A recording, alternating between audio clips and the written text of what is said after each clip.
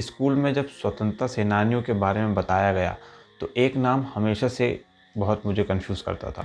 वो था राम प्रसाद बिस्मिल का नाम। समझ नहीं आता था कि ये पंडित राम प्रसाद हिंदू हैं या बिस्मिल के आधार पे मुस्लिम हैं। थोड़ा कन्फ्यूजन रहता था और किताबों में उतनी जानकारी थी नहीं और ना ही शिक्षक उतनी दिलचस्पी से शायद पढ़ा पाए थे इन चीज़ों के बारे में। उन्होंने सिर्फ उतना ही पढ़ाया जितना एग्ज़ाम के पॉइंट ऑफ व्यू से ज़रूरी था। पर कौन थे ये और क्या इनको फांसी दिलाने में नेहरू के किसी रिश्तेदार की अहम भूमिका रही थी? और इनके जन्म के कुछ समय बाद क्या थी उस ज्योतिषाचार्य की भविष्यवाणी जो आगे चलकर सच भी हुई? चलिए देखते हैं इन्हीं सब बातों का सच इस वीडियो में। कहानी की शुरुआत होती है उत्तर प्रदेश के शाहजहाँपुर नाम के एक शहर से। यहाँ एक जोड़े को 9 बच्चे होते हैं, 5 पुत्री और 4 पुत्र। जो पहला बेटा होता है उसकी मृत्यु हो जाती है। इसके बाद आगे चल के इन बचे बच्चों में से भी 2 बेटियां और 2 बेटे भी मर जाते हैं। इन्हीं में से एक थे पंडित राम प्रसाद बिस्मिल। पंडित राम प्रसाद बिस्मिल के माता पिता धार्मिक थे और जिस तरीके से उनके बच्चों की मृत्यु हो रही थी इससे वो थोड़े डरे हुए भी थे। जब राम प्रसाद बिस्मिल का जन्म हुआ तो उनके अंदर खुशी तो रही थी पर साथ में डर भी रहा होगा। और मुझे ऐसा लगता है कि जिस तरीके से उनके बहुत सारे बच्चे कुछ समय पे इंतकाल उनका हो रहा था, वो मर जा रहे थे, तो कारण हो सकता है कि जेनेटिक रहा हो। और अब अगर हम राम प्रसाद बिस्मिल के जन्म की तारीख भी देखें तो वह 11 जून 1897। उस टाइम आप सोच सकते हैं स्वास्थ्य व्यवस्था क्या रही होगी। आज के टाइम पे ही हम देखते हैं कि बहुत सारी जगहों की जो अच्छी बड़ी सिटी हैं वहाँ की व्यवस्था ठीक नहीं है स्वास्थ्य की। तो उस टाइम तो आप कल्पना कर सकते हैं अंग्रेज़ों के जब गुलाम हुआ करते थे। तो हो सकता है कि स्वास्थ्य व्यवस्था की कमी के कारण उनके बच्चे मर जा रहे हों या हो सकता है कि कोई बाधा भी रही हो। तो उस टाइम का जो विश्वास रहा हो, उस टाइम की जो चीज़ें रही हों, उस हिसाब से उनके माता-पिता सारी चीज़ें कर रहे थे। जब राम प्रसाद बिस्मिल का जन्म हुआ, तो जैसा हमारे घरों में होता है कि ज्योतिषाचार्य को बुलाया जाता है, देखा जाता है कि वो किस पहर में हुआ है, उस समय के आधार पर पूरी कुंडली बनाई जाती है और उसी के बाद ये तय होता है कि किस राशि में बच्चा है, किस राशि का है और फिर हम उसके नाम का अक्षर निकालते हैं। तो पंडित राम प्रसाद बिस्मिल के नाम का अक्षर रा निकला। अब माता पिता राम के भक्त थे तो इससे अच्छा मौका उनके लिए क्या था, तो उन्होंने इनका नाम रखा राम। और घर में भी इन्हें सब राम से ही बोलते थे। और ये प्रथा थी, जैसे आप पुराने लोगों का नाम देखेंगे तो जो भी नाम होता है उसके बाद प्रसाद और जो भी सरनेम है, तो राम नाम रखा गया और फिर राम प्रसाद आगे चल के इसमें बिस्मिल उन्होंने खुद जोड़ा। कैसे जोड़ा इसकी बातें हम आगे करेंगे। उसके पहले एक रोचक किस्सा ये है कि जब ज्योतिषाचार्य आए और उन्होंने नाम बताया कि रा से निकला है तो इसके साथ उन्होंने एक भविष्यवाणी भी की। अब भविष्यवाणी क्यों की? जनरली ऐसे पूछा नहीं जाता कि बच्चा क्या बनेगा। आजकल तो बिल्कुल भी लोग उतना शायद मानते नहीं हैं। और उस टाइम कहीं न कहीं जो मैं बताया कि बच्चों की मृत्यु हो रही थी, तो आप एक माता-पिता के नज़रिए से देखिए कि आपके बच्चे हो रहे हैं और वो मृत्यु उनकी हो जा रही है, तो एक डर रहता है। तो ज्योतिषाचार्य ने जो भविष्यवाणी की वो ये थी कि अगर ये बच्चा आगे चलकर लंबा जीता है, जिसकी संभावना बहुत कम है, तो निश्चित ही ये पूरे राष्ट्र पे राज करेगा और इसका चक्रवर्ती सम्राट के रूप में ये भविष्य में जाना जाएगा। तो ज्योतिषाचार्य ने ये भविष्यवाणी उनके जन्म के कुछ समय बाद ही कर दी थी कि इसकी उम्र ज़्यादा नहीं रहेगी। और अगर आप उनका जीवन काल देखें तो बहुत ही छोटा रहा, मतलब सिर्फ 30 साल। 30 साल में आज हमारे यहाँ के लड़के सब व्यस्त हैं अपनी अपनी ज़िंदगियों में। और आजकल ये भी माना जाता है कि 30 साल कोई उम्र नहीं है। और 30 साल की उम्र तक पंडित राम प्रसाद बिस्मिल ऐसे कारनामे करके गए कि आज हम उनकी बातें कर रहे हैं। और निश्चित तौर पे आने वाले कई साल तक, जब तक भारत है, जब तक हम हैं, राम प्रसाद बिस्मिल को नहीं भूला जा सकता। फिर बात थी एक माता पिता की जिनके बच्चे मृत्यु को प्राप्त हो रहे थे और ज्योतिषाचार्य ने भी ये भविष्यवाणी कर दी थी कि ये लड़का अगर जीवित रहा तो ऐसे माँ बाप सब चीज़ करना चाहेंगे। और टोना टोटका भी उसमें शामिल था। तो टोना टोटका भी इन्होंने किया। और ऐसा ही एक किस्सा है जिसका जिक्र पंडित राम प्रसाद बिस्मिल ने अपनी आत्मकथा में भी किया है कि जब वो शिशु थे तो एक खरगोश को लाया गया और उनके ऊपर से उतारा गया। ऊपर से उतारा गया मतलब जैसे हमारे घरों में नज़र उतरती वैसे उतारा गया और आंगन में छोड़ दिया गया। तो खरगोश थोड़ी देर इधर उधर घूमा और उसके बाद अचानक से वो गिर गया और पता चला कि वो मर गया है। ये किस्सा भी उन्होंने अपनी आत्मकथा में बताया। तो कहीं न कहीं मृत्यु जो थी वो आस-पास ही थी।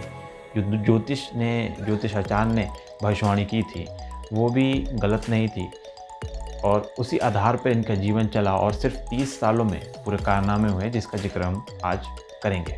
पंडित राम प्रसाद बिस्मिल का बचपन भी वैसा ही था जैसे बाकी बच्चों का होता है, पढ़ाई लिखाई में उतना ध्यान न देना और खेलना और मज़े करना। और जैसे माँ बाप बाकी बच्चों के होते हैं वैसे उनके थे कि उन्हें चिंता थी कि ये बच्चा पढ़ता क्यों नहीं है। तो बहुत उन्होंने समझाया और डांट फटकार भी लगाई राम प्रसाद बिस्मिल को और वो सुनते नहीं थे। तो एक रोज़ उनके पिता ने उर्दू स्कूल में दाखिला करा दिया और कहीं ना कहीं जो उन्होंने कविताएं लिखी, शायरी लिखी, गज़ल गीत लिखे, वो यहीं से जो उर्दू उन्होंने सीखी वहीं से उन्होंने ये करना सीखा होगा। तो राम प्रसाद बिस्मिल का अगर आप परिचय भी देखें तो वो फ्रीडम फाइटर गूगल नहीं दिखाता, गूगल दिखाता है इंडियन पोएट और राइटर। साहित्य से क्योंकि इनको जोड़ के देखा जाता है, बहुत सारी किताबें इन्होंने लिखी, अराउंड 11-12 किताबें लिखी हैं टोटल, कई कविताएं लिखी, बहुत फेमस गीत भी इन्होंने लिखे हैं। मैं आगे चल के आपको सब बताऊंगा कि कई चीज़ें जो हम सुनते हैं, गुनगुनाते हैं, वो कैसे इनसे जुड़ी हुई हैं।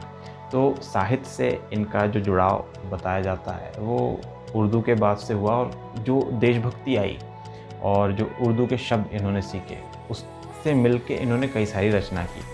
तो उर्दू स्कूल में इनका दाखिला हुआ तो वहाँ ये पढ़ाई कर रहे थे, उसके बाद अंग्रेज़ी भी सीखना शुरू कर दिया और पड़ोस में एक पंडित जी रहते थे। तो उन पंडित जी से इनने पूजा पाठ सीख ली और वहाँ एक बहुत गहरा मोड़ आता है कि ये ब्रह्मचारी बन जाते हैं, ब्रह्मचर्य का पालन शुरू कर देते हैं क्योंकि वो पंडित जी पूजा पाठ करते थे और कहीं ना कहीं वो पंडित जी ने बताया होगा ब्रह्मचर्य के बारे में और वहीं से ये ब्रह्मचारी हो जाते हैं, ब्रह्मचर्य का पालन शुरू कर देते हैं। इसके बाद उसी मंदिर में इनकी मुलाकात एक बहुत ख़ास व्यक्ति से होती है। इनकी मुलाकात मुंशी इंद्रजीत से होती है। मुंशी इंद्रजीत इन्हें आर्य समाज के बारे में बताते हैं, स्वामी दयानंद सरस्वती के जीवन के बारे में बताते हैं और उनकी कुछ किताबें इन्हें देते हैं। राम प्रसाद बिस्मिल उनकी किताबें पढ़ते हैं और कहीं ना कहीं एक जुड़ाव उनका आर्य समाज से हो जाता है। इसके बाद जब वो 8th क्लास में थे, 8वीं कक्षा में, वो पहली बार स्वामी सोमदेव से मिलते हैं। वो भी एक प्रचारक थे और एक बड़ा नाम थे उस वक्त के आर्य समाज से। लगातार ऐसे ही महान लोगों से मिलने के बाद जो उनके अंदर एक लौ थी देशभक्ति की, आज़ादी की लड़ाई की, वो बढ़ती गई और एक बड़ा रूप उसने ले लिया और ये देश को समर्पित हो गए। बताया जाता है कि 11 वर्ष की उम्र से ही उन्होंने आज़ादी की लड़ाई में अपना योगदान देना शुरू कर दिया था। तो उस हिसाब से अपने जीवन के 19 साल, 30 में से 19 साल उन्होंने देश को दिए और जो किताबें उन्होंने लिखी उसे बेचा और जो पैसा आया उसका इस्तेमाल खुद के ऊपर नहीं किया, वो पैसा भी उन्होंने देश के लिए समर्पित किया। कैसे किया? जो संगठन उन्होंने बनाए थे उसमें उनको समझ में आ गया था कि यहाँ तो ऐसे अनशन वगैरह करने से आज़ादी नहीं मिलेगी, थोड़ा एग्रेशन करना ज़रूरी है। तो उसके लिए हथियार वगैरह भी लगने थे, खर्चा भी होना था। तो जो पैसा किताबें बेच के आता था वो हथियारों में और संगठन को चलाने के लिए उपयोग करते थे। जैसा उनका नाम था राम, वैसे ही उनका पूरा जीवन हुआ संघर्षपूर्ण। पर राम की तरह उन्होंने कभी भी इस चीज़ की बुराई नहीं किया, इस चीज़ का सदमा लेके नहीं बैठे कि उनका जीवन में इतना संघर्ष है। उनका स्वभाव वैसे ही हंसमुख तरह बना रहा, हंसी मजाक करते रहे और हर चीज़ों को उनने बड़े अच्छे से झेला, मज़े के साथ वो अपना जीवन जीते गए। ऐसे ही कई सारे किस्से वो अपनी आत्मकथाएं बताते हैं। 1920 के आसपास की घटना हुई जहाँ पर पुलिस इनका किसी कांड के बाद पीछा कर रही थी। ये यमुना नदी में कूद जाते हैं। यमुना नदी में जब कूदते हैं, बाकी पुलिस वाले भी इनके पीछे आके देखते हैं तो वो समझ जाते हैं कि बंदा डूब गया, क्योंकि बहुत देर तक कोई पानी से बाहर नहीं आया। उन्होंने दूर दूर तक देखा तो कहीं कोई निकला ही नहीं पानी से बाहर। तो ये बात फैल गई कि पंडित राम प्रसाद बिस्मिल शहीद हो गए हैं, वो मर गए हैं पानी में डूब के। पर आप सोचेंगे कि इनकी जो शहीदी का टाइम बताया जाता है वो तो 30 वर्ष बताया जाता है और मैं 23 वर्ष कह रहा हूँ और समय भी मैं 1920 बोल रहा हूँ, जबकि इनको फांसी जो दी गई थी 1927 में दी गई थी। तो हुआ ये था कि जिन पंडित जी से ये पूजा पाठ सीखते थे उनसे योगाभ्यास भी एक सीखते थे। उसी योगाभ्यास के कारण जब ये नदी में कूदे तो इनके अंदर इतनी क्षमता थी कि कई देर तक अपनी सांस रोककर ये तैर के आगे जा सकते थे। तो उसी वजह से जब ये कूदे तो पानी के अंदर ही अंदर ये बहुत दूर तक तैरते चले गए। तो अंग्रेज़ों को लगा कि ये डूब गए हैं, अभी तक बाहर नहीं आए, जबकि ये पानी के अंदर नीचे से बहुत आगे चले गए थे और वहाँ से बाहर आ गए थे।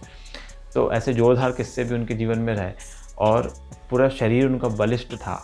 जो बताया जाता है कि ब्रह्मचारी थे और कसरत वगैरह भी कर ली। तो ये छोटी छोटी चीज़ें जब आप पढ़ते हो किसी महान क्रांतिकारी की, किसी महान व्यक्ति की, तो आप उनसे प्रेरणा ले सकते हो कि किस तरीके से एक जिस चीज़ को हम अनदेखा कर देते हैं कि ब्रह्मचार्य को लोग आजकल के लड़के मानते नहीं हैं कई सारे। वो कहते हैं क्या है एन्जॉय करो। आप एन्जॉय करोगे पर नुकसान कितना झेल रहे हो।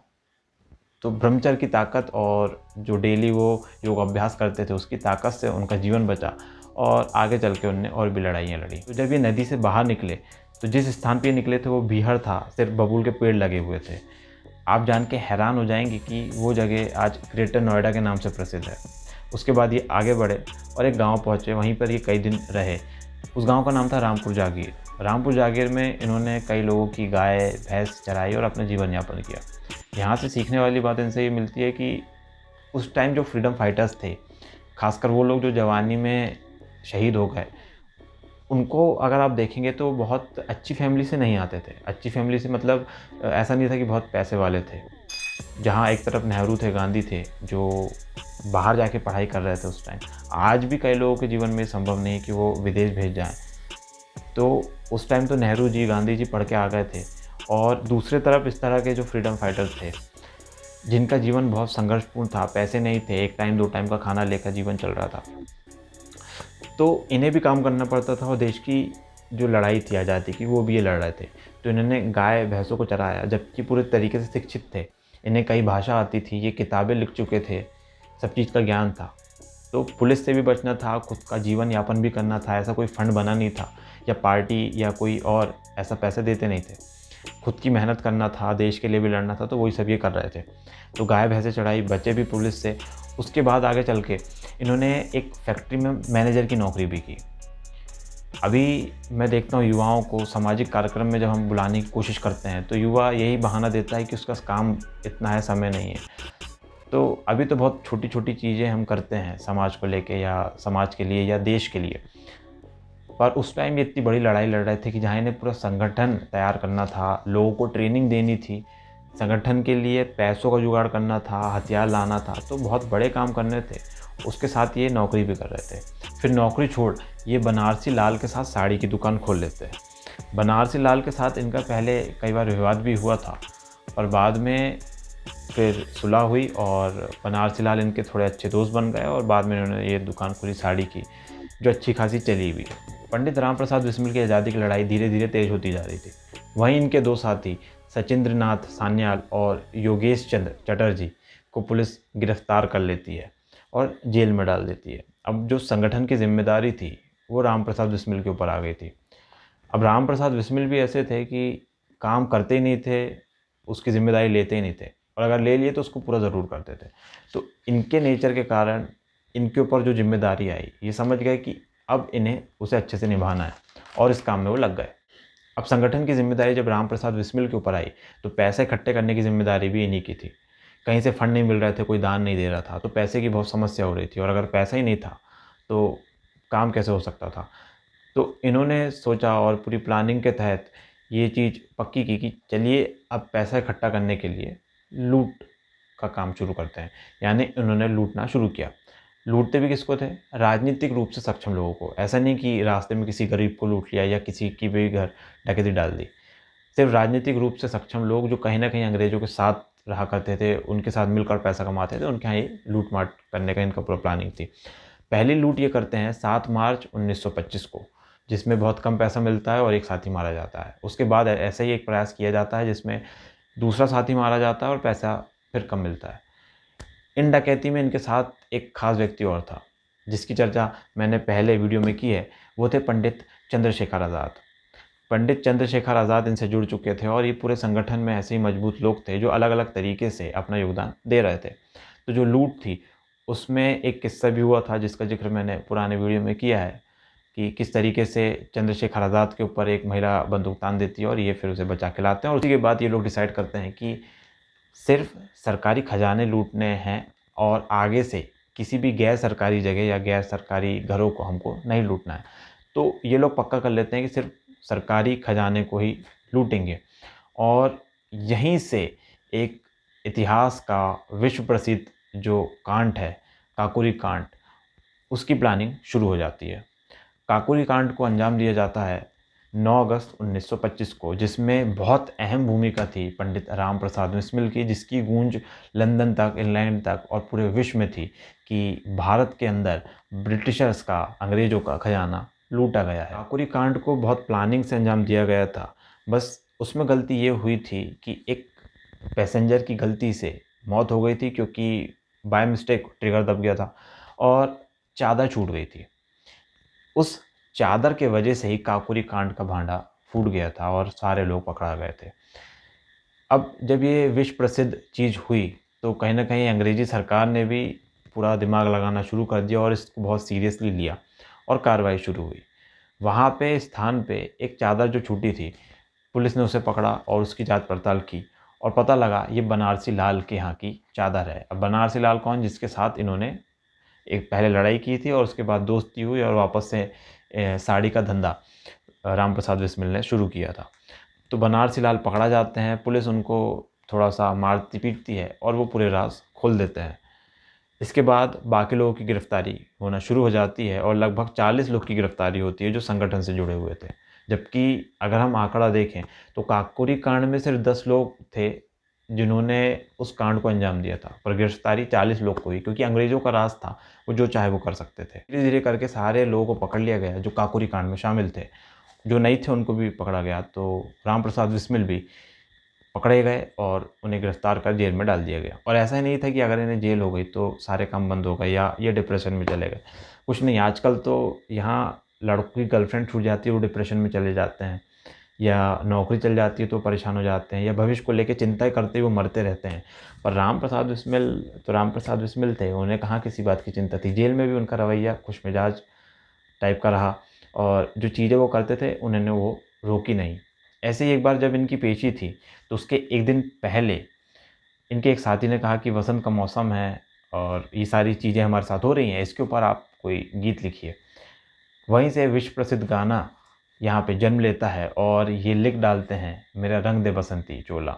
ये जो फ़ेमस गाना है, जो कई फ़िल्मों में भी आपने सुना है या इसके अलग-अलग वर्ज़न जो आए और जो आज़ादी के बाद भी आए या उस टाइम इनकी फांसी लगने के बाद भी आए, तो सबका जो शुरुआत थी वो यहीं थी और इन्होंने ही वो फ़ेमस गाना लिखा था जिसको हम कई बार गुनगुनाते भी हैं, मेरा रंग दे बसंती चोला।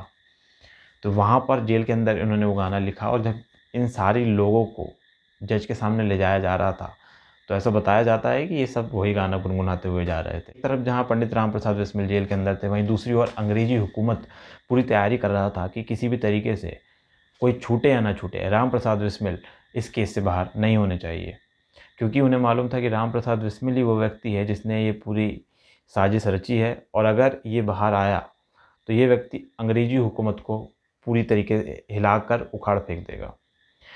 तो पुलिस अपनी तैयारी करती है, अंग्रेज़ी हुकूमत पूरी तैयारी करती है और इसी कड़ी में बनारसी लाल को बहुत तोड़ा जाता है। बनारसी लाल वही जिनके साथ इन्होंने साड़ी का धंधा किया था और जैसे पुलिस के मुखबिर आज होते हैं वैसे पहले भी थे और वहीं से पुलिस को जानकारी मिल जाती है कि जो बनारसी लाल है, उसका झगड़ा राम प्रसाद बिस्मिल के साथ हुआ है।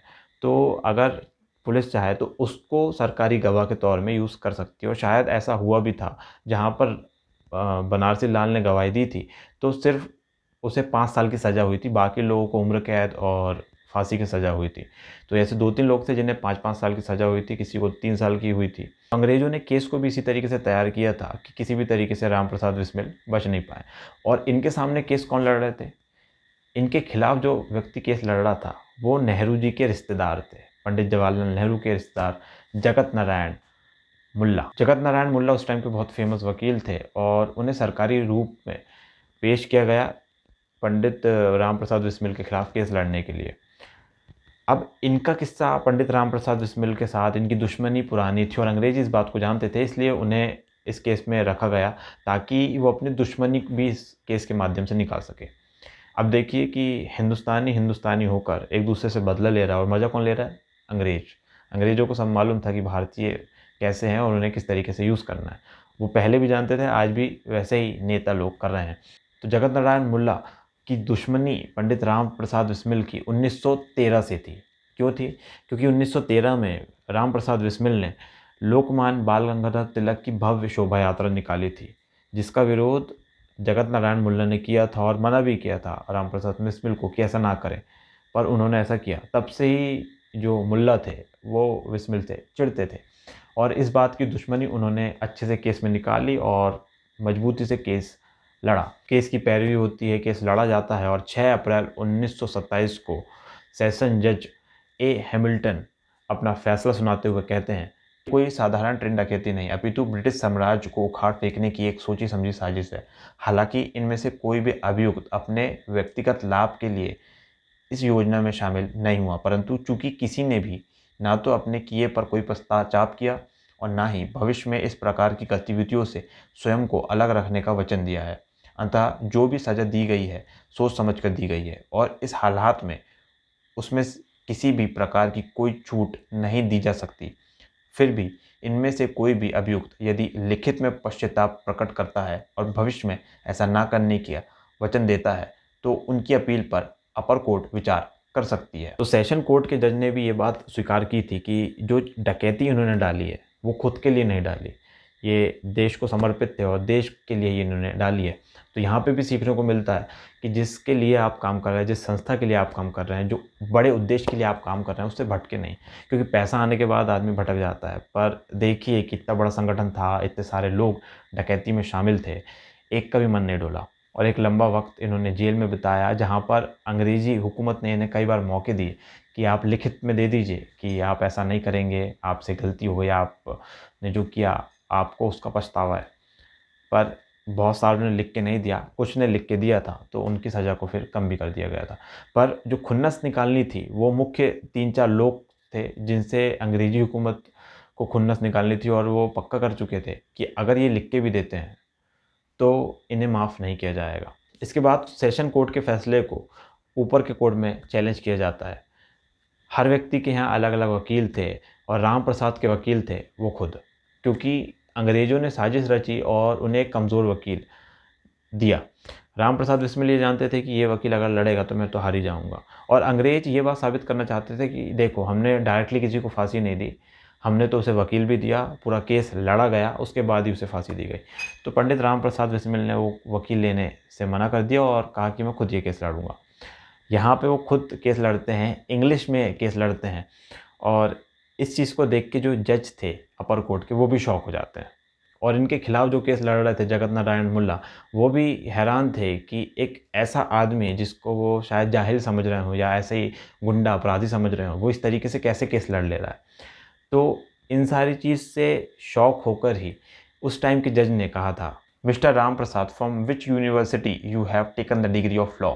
इसमें हंसते हुए राम प्रसाद बिस्मिल ने जवाब दिया था, excuse me sir, a king maker doesn't require any degree. तो उस टाइम भी जो उनका एक एटीट्यूड था, जो तरीका था जीवन जीने का, वो शायद बदला ही नहीं था और जो उनके अंदर एक स्वाभिमान था वो बरकरार रहा। हालाँकि इस किस्से के बाद अंग्रेज़ फिर समझ गए कि इन्हें कोर्ट से भी सज़ा दिलाना उतना आसान नहीं है, क्योंकि ये खुद का केस भी लड़ेंगे तो शायद बच के निकल जाएँगे।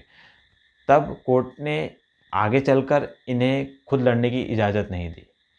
मजबूरी में इन्हें दूसरा वकील, जो सरकारी वकील दिया गया था, उसके सहारे लड़ना पड़ा और ये केस डेफ़िनेटली हार गए और फांसी की सज़ा इन्हें वहाँ से मिली। जैसे हमारे यहाँ का सिस्टम है कि पहले आपको कोर्ट जाना पड़ता है, उसके बाद अगर आप चाहते हैं तो राष्ट्रपति के पास अपनी अपील कर सकते हैं।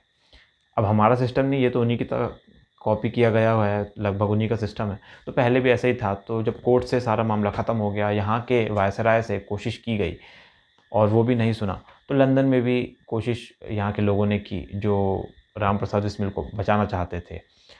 पर लंदन में भी यही चीज़ डिस्कस हुई कि जो राम प्रसाद बिस्मिल है वो बहुत ख़तरनाक है और आरोपी है और अगर ये व्यक्ति बाहर आया तो ये वापस से अंग्रेज़ी हुकूमत को, ये अंग्रेज़ कह रहे थे ऐसा कि हमारी हुकूमत को हिलाएगा और ये हमारे लिए बहुत नुकसानदेह साबित होगा, इसलिए इसे बाहर नहीं आने देना चाहिए, इसे मौत की सज़ा मिली है तो बरकरार रखनी चाहिए। तो अंग्रेज़ियों को लंदन तक राम प्रसाद बिस्मिल का डर था और इन्हीं पंडित राम प्रसाद बिस्मिल की उम्र महज 30 वर्ष के आसपास नहीं हुई थी, 30 वर्ष की होने वाली थी और उनका डर सिर्फ भारत में नहीं, पूरे लंदन तक में उस टाइम देखा जा सकता था। जब ये पक्का हो गया कि किसी भी तरीके से अब और नहीं बचाया जा सकता, तो पंडित राम प्रसाद बिस्मिल भी इस चीज़ के लिए पूरे रेडी हो गए थे और इसकी चर्चा उन्होंने अपने अंतिम लेख में भी की थी। उन्होंने लिखा था, मैं खूब सुखी हूँ, 19 तारीख को प्रातः जो होना है उसके लिए तैयार हूँ। परमात्मा मुझे काफ़ी शक्ति देंगे। मेरा विश्वास है कि मैं लोगों की सेवा के लिए फिर जल्द ही इस देश में जन्म लूँगा। सभी से मेरा नमस्कार कहें। दया कर इतना काम और करना कि मेरी ओर से पंडित जगत नारायण, जो कि सरकारी वकील थे जिन्होंने इनके खिलाफ केस लड़ा था, को अंतिम नमस्कार कह देना। उन्हें हमारे खून से लथपथ रुपयों के बिस्तर पर चैन की नींद आए। बुढ़ापे में ईश्वर उन्हें सद्बुद्धि दे। 19 दिसंबर 1927 को इनकी फांसी का दिन था। उसके एक दिन पहले 18 दिसंबर 1927 को ये अपने माता पिता से मिलते हैं। जो किताब ये लिख रहे थे उसकी आखिरी कॉपी ये बाहर भिजवा देते हैं ताकि पूरे काम कंप्लीट हो जाए। और अगले दिन 19 दिसंबर 1927 को 6:30 बजे, सुबह 6:30 बजे इनकी फांसी की सज़ा तय की गई थी। तो जब इन्हें बाहर ले जाया जा रहा था फांसी के तख्ते पर, तो जब ये ज़ोर-ज़ोर से चिल्ला रहे थे वंदे मातरम, भारत माता की जय, और इन्होंने ज़ोर से एक बात कही थी कि I wish the downfall of British empire. इनकी ये मंशा थी कि ब्रिटिश एम्पायर को ये गिराना चाहते हैं, और आगे चल के 1947 में ये गिरा भी। फिर इसके बाद इन्होंने अपने जो मंत्र थे वो पढ़े और इनके चेहरे पर नकाब लगाया गया और फंदा लगाकर उसे खींच दिया गया और उनकी बॉडी लटक गई और वो शहीद हो गए। प्रसाद बिस्मिल की शहीदी पर भगत सिंह लिखते हैं, आज वह इस संसार में नहीं है। उसे अंग्रेजी सरकार ने अपना सबसे बड़ा खौफनाक दुश्मन समझा। आम ख्याल यही था कि वह गुलाम देश में जन्म लेकर भी सरकार के लिए बड़ा भारी खतरा बन गया था और लड़ाई की विद्या से खूब परिचित था। आपको मैनपुरी षड्यंत्र के नेता श्री गेंदालाल दीक्षित जैसे शूरवीर ने विशेष तौर पर शिक्षा देकर तैयार किया था। मैनपुरी के मुकदमे में के समय आप भागकर नेपाल चले गए थे। अब वही शिक्षा आपकी मृत्यु का कारण बनी। 7 बजे आपकी लाश मिली और बड़ा भारी जुलूस निकला। स्वदेश में प्रकाशित एक समाचार के अनुसार आपकी माता ने कहा था, मैं अपने पुत्र की इस मृत्यु पर प्रसन्न हूँ, दुखी नहीं। मैं श्री रामचंद्र जैसा ही पुत्र चाहती थी, वैसा ही मेरा राम था। बोलो श्री रामचंद्र की जय। पंडित राम प्रसाद बिस्मिल आज भी जीवित है इस तिरंगे में, इस भूमि में, उन गानों में जो उन्होंने लिखे, मेरा रंग दे बसंती चोला, उन शायरी में जहाँ पर वो लिखते हैं कि सरफरोशी की तमन्ना अब हमारे दिल में है। जी हाँ, ये भी राम प्रसाद बिस्मिल ने ही लिखी। ऐसे महान थे राम प्रसाद बिस्मिल। हो सकता है कि कुछ चीज़ें उनके जीवन के कुछ किस्से जो कि और भी इंस्पायरिंग हो, जो कम लोगों को मालूम हो, शायद मुझे भी ना मालूम हो और मैंने चर्चा भी ना की हो, तो आप उसको बता सकते हैं और बाकी लोगों के साथ साझा कर सकते हैं। ऐसे लोगों के जीवन के बारे में पढ़ें, समझें, तो इंस्पिरेशन थोड़ी मिलेगी कि कैसे संघर्ष करने के बाद भी उन्होंने अपनी लड़ाई रोकी नहीं, लगातार वो प्रयास करते रहे और एक शानदार जीवन जिया। तो ऐसे लोगों से सीखेंगे, ऐसे लोगों के बारे में जब पढ़ेंगे, प्रेरणा लेंगे, तो आपका जीवन भी सफल होगा। और सफल मतलब आपका जीवन बहुत हद तक सुधर जाएगा। ऐसा नहीं है कि आप अपने जीवन में सिर्फ़ फ़ालतू चीज़ों की टेंशन लेके बैठेंगे। उस टाइम का जीवन में बहुत तकलीफ़ें थी, रिसोर्सेज़ नहीं थी, खाने को मोहताज था भारत कई जगह पर, और लोगों की बहुत बड़ी-बड़ी समस्याएँ थी क्योंकि अंग्रेज़ी हुकूमत थी। आज तो हम बहुत ठीक हैं, तो थोड़ी हिम्मत रखें, देश के लिए, समाज के लिए लगातार प्रयास करने की कोशिश करें। वो लोग देश के लिए लड़ रहे थे बिना किसी चीज़ के, जब उनके पास खुद को कोई बहुत बड़ी व्यवस्था नहीं थी, जो मालूम नहीं था कि कल वो कहाँ रहेंगे, कब पुलिस से बचना पड़ेगा, क्या खाने को मिलेगा, क्या नहीं, वो कर रहे थे। आपके सामने समाज में अगर कुछ गड़बड़ होता है तो इन वीरों को याद करके थोड़ा आगे बढ़कर उसे रोकने का प्रयास करें। अगर हम समाज में आगे नहीं आएँगे, ख़राब चीज़ों को नहीं रोकेंगे, तो ये अपने आप नहीं बदलेगा। और जो इन लोगों को फांसी हुई, तो मेरे दिमाग में कई बार ख़्याल आता है कि जब फांसी के बाद इनका शव भी मिला तो लोगों के जुलूस आ गया, लोग रो रहे थे। क्या भारत के लोग इकट्ठे होकर जो अंग्रेज़ी सैनिक थे या उन लोग के ऑफ़िशियल्स थे, उनको पकड़कर मारकर भगा नहीं सकते थे? क्यों यहीं के लोगों ने, यहीं के जो हिंदुस्तानी थे, वो उनके साथ मिल गए, जो नौकरी करते थे वो भी हिंदुस्तानी थे, जो सैनिक थे वो हिंदुस्तानी थे, अपने लोगों को पर वो हमला कर रहे थे। अगर यहाँ पे थोड़ी हिम्मत दिखाई जाती, उस टाइम हिम्मत दिखा देते कुछ लोग, इकट्ठे हो जाते, नहीं सुनते अंग्रेज़ों की, तो देश जो इतना लंबे समय तक गुलामी में रहा, कई लोग शहीद हो गए, फांसी हो गई 30-30 साल के लड़कों को, 23 साल के लड़के को हो गई, 28 साल 18 साल के लड़कों को हुई। तो ये सच में ये सारी चीज़ें नहीं होती अगर इकट्ठे जाते। पर लोगों को क्या चाहिए कि मैं बैठा रहूँ, सामने वाला मेरे लिए कर दे। जो अपराध हो रहे हैं, जो चीज़ें हो रही हैं समाज में गड़बड़ हमारे देश के अंदर, उसमें पड़ोसी के घर का बच्चा कर दे और मैं देखता रहूँ, मैं उसके पीछे खड़ा हो जाऊँगा। ऐसे देश नहीं बदलेगा मेरे दोस्त, और ना तुम्हारा जीवन बदलेगा। खुद का प्रयास करना ज़रूरी है, और जब आप खुद प्रयास करते हो तो जो आस-पास के लोग होते हैं उनको प्रेरणा मिलती है, वो आगे आते हैं, और आपका नाम भी तभी होता है। तो देश के नाम के लिए भी और खुद के नाम के लिए भी आगे बढ़ें, समाज में गलत चीज़ों को तो अपने जीवन का महत्वपूर्ण समय देकर इस वीडियो को देखने के लिए बहुत-बहुत धन्यवाद। अगर आपके पास कोई जानकारी हो राम प्रसाद बिस्मिल से जुड़ी हुई या आज़ादी को लेकर जो आप चाहते हैं कि मैं बताऊँ, तो आप वो मुझे भेज सकते हैं या कमेंट कर सकते हैं। इस वीडियो को देखने के लिए फिर से बहुत-बहुत धन्यवाद। जल्द मिलते हैं अगले वीडियो में।